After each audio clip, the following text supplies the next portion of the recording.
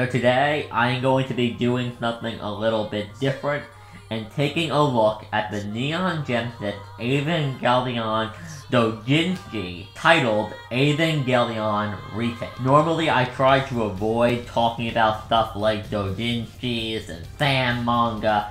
However, a subscriber asked me to do this about a week after I finished reading it. And secondly, I honestly do feel that Neon Genesis Evangelion Retake is worth talking about. I think there is something to be said about this doujinshi, and it's unfortunate that there isn't much of a discussion about it. So without further ado, let's talk about Neon Genesis Evangelion Retake. For those that are unaware, Evangelion Retake is a several-volume adult doujinshi written by Studio Kimabuchi, and I really like this doujinshi. So basically, it picks up right where End of Evangelion left off, and the premise of the story is that sometime shortly after the "How disgusting" line, Shinji wakes up after the battle with the 12th angel in the past, almost as if he had dreamed of all the events that took place after that. At first, Shinji just believes he had a really strange dream where Asuka got mind raped and eaten alive by massive white mass production Evangelions, but he quickly realizes that it wasn't, and it was actually a vision of the future, and he sets out to make a better future, having realized that he is in love with Asuka. Shinji vows that he will help Asuka. He wants her to have a better outcome than she originally did in his vision, so he vows to help her even if she fights him on it, and they eventually grow closer, eventually becoming a couple, and then confess their love, and then they proceed to have sex with each other without protection. But the Shinji and Asuka stuff in this doujinshi is amazing. Mainly the early stuff where they're getting closer and they're in love. They eventually realize that Asuka's pregnant and they start planning a wedding, and it's just a really nice story, because Shinji had just experienced all these horrible things in his dream. He saw Third Impact happen, he saw instrumentality, everything that happened post the battle of the 12th angel, Shinji saw and he experienced all that trauma. So now in the past, he's with Asuka and they're happy, he saves Toji, and it's just a really nice story, and I really like where it goes. There is this stupid little love triangle thing they have going on with Rei, where Rei becomes incredibly depressed that Shinji chooses Asuka over her, and then she tries to kill herself, and I honestly don't like that, because I've always interpreted the relationship between Rei and Shinji very differently. I've never really seen it as very romantic. I can see why people would see Rei as having romantic feelings for Shinji, but I just can't see Rei as a character being overly affected by Shinji not wanting to go out with her. Like, she never pursues him in the canon and gives him any indication, so it just feels really out of nowhere for Rei to just be like, oh my god, Shinji doesn't want to go out with me, I need to kill myself. Because she's never pursued him, and Rei just doesn't really feel like Rei when she's being overly sappy about this relationship with Shinji. It's not like she's super expressive about it and she's being out of character, it just doesn't feel like Rei when she's getting upset over who Shinji is dating. Especially considering Rei never seemed jealous of Asuka in any way in the canon, and Asuka and Shinji lived together. So I didn't really feel the Rei stuff in this, I just didn't love it. Rei is a fine character in it, don't get me wrong, she's interesting, but I just didn't feel the romance stuff between Rei and Shinji in this.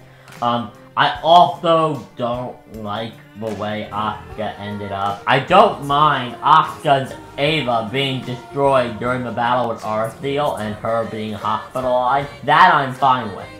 What I don't like is how mentally damaged Asuka is. She doesn't really know who Shinji is after that. She kind of acts like a child, and she is just not Asuka. And honestly, I feel like it just hurts the character. You took away what made the character great. So while yes, you did create a tragedy for Shinji to suffer through, you did it at the expense of what makes Asuka an interesting character. I feel it was a very cheap and demeaning thing to do to Asuka's character. Around Volume 3, the story, even for Evangelion, becomes, in my opinion, needlessly complicated. Like, the reason Asuka survived the explosion of Unit 2 is because her and Shinji's child was an angel, and it transported her to Terminal Dogma right before the explosion. But in exchange for her life, it took her mind. Then you find out that Shinji is also an angel, which is just even more complicated. But he's not physically an angel, he's an angel in the form of the human mind, which is really confusing. Throughout the entire story, Shinji has been being visited and tormented by this hallucination of Asuka from after Third Impact, with the injuries on her arm and the eye patch. And she's just mocking him. She torments him, calls him pathetic. It's Asuka at her angriest and most cruel. And she defied Shinji. And during Shinji's battle with the mass production Eva, she meets God. And then God explains that after Third Impact, infinite worlds were created. And all the worlds have two things in common. They're all pleasant for Shinji to live in, and in all of them, Shinji and Asuka connect on a deeper level. The story and narrative and images seem to imply that Shinji and Asuka are still on the beach in the post-Third Impact world, lying next to each other. But as Shinji is fighting the mass production Evangelion, he realizes that he has to die for everybody else because he's the last angel. And he talks with the hallucination Asuka, and he basically what will happen when he dies. And she tells him that he'll come back, be reborn in a new world with no memories. And I'm just like, what is going on at this point? The hallucination Asuka tells Shinji that she forgives him for his past crimes and everything's fine, she doesn't care. She forgives him for everything. And I guess that includes the fact that he basically raped her, but I'm not sure if she's including that, or if she's just talking about everything else. She's probably including the fact that he basically raped her, but I'm not sure. Also, if you're interested, I did a video about the hospital scene where Shinji masturbates to her, and I will link that on screen right now if you want to go check it out. Then, surprisingly, Maya raises the LCL pressure in the cockpit, or the entry plug, and she knocks Shinji unconscious, basically saying, you know what, this is wrong. Shinji doesn't need to die so we can live. We can all survive together. Then we skip 3 years later, we see Asuka and Shinji's wedding. Asuka seems to still remember her love for Shinji. Asuka still loves Shinji, but she functions like a child. It's very weird. It actually makes me slightly uncomfortable because Asuka isn't a functioning adult, and yet she seems to be having sex with one. And it's really weird. Everyone is happy, and it's very much a happily ever after kind of ending, until, wait, there's more. God, this story is needlessly complex. I have to set all this up so I can complain about it. Basically what happened is that Shinji goes to the hallucination Asuka and tells her that he's happy, and he could have lived happily in this world, but then the hallucination Asuka would be all alone. So he goes back to the fight scene and he destroys his core. Shinji, however, does not die, and Asuka gets her mind back, and then he gets out of the entry plug and she wandered around Nerve, and they meet up and they had completely forgotten everything. They're not in love, but they don't know about their kids. Then you cut to the beach and Shinji is still choking Asuka. He lets go. He goes and he sits some distance away from her.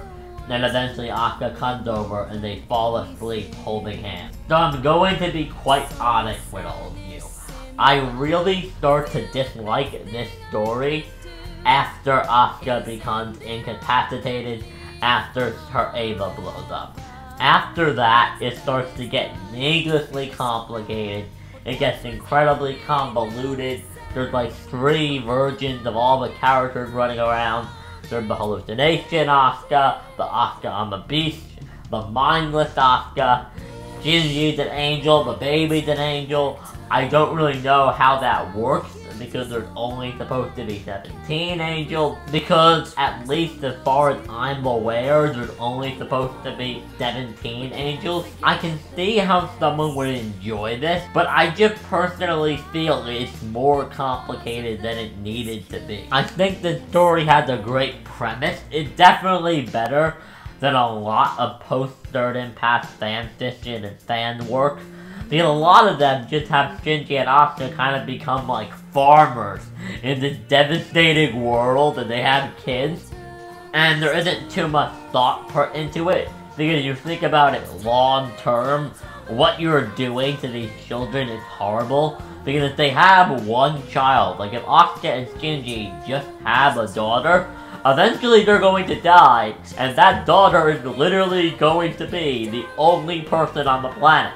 So it's definitely better than most Third Impact stories that really don't think ahead too much and don't really put a ton of thought into how the world would actually be after an event like Third Impact, and what it would be like for a teenager, a boy and a girl, to live in that world.